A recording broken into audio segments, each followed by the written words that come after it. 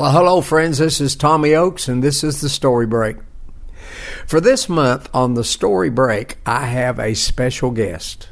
As a matter of fact, I have the most special of specialist guests anybody could ever have. I have the person I love most in the whole wide world. My wife, Patricia, of 58 years. She is a wonderful wife, a wonderful woman, and she also has many wonderful stories. As a matter of fact, she's got some books of stories that I think we'll probably show you at the end of this program. And if you'd like them, we'll tell you how to get them. But I've asked her to share some of her stories on the Story Break this month. She was a school teacher, and a couple of her stories come from being a school teacher. And I'm going to ask her to share those stories with you right now. Hello, friends. So glad to be with you. For about 6 years, I taught elementary music. And my very first school was in Skip Elementary. And back then, they didn't have junior high. They had all 8 grades. So I taught all 8 grades music.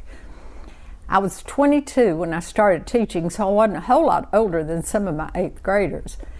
But one story especially I love, I was teaching a song to the lower grades, I believe. It was maybe first or second.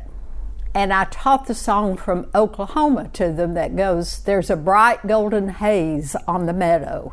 That's how it starts, if you're familiar with Oklahoma.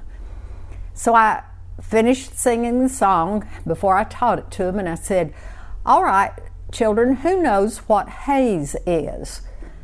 And one little boy raised his hand and said, "What cows eats?" Love that story. The second one also came from Inskip. My students would walk out every day and hug me when they left. I'm not sure they allow that today, but back in those days, hugs were good. They still are. One little boy in kindergarten put his arms around me and kissed me on my stomach because that's where his head came. And he looked up at me and he said, "Miss Combs, you're the most beautiful teacher I've ever had."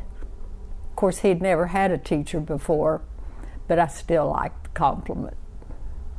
Well, friends, that was my wife, Patricia, and she just shared one of her wonderful stories.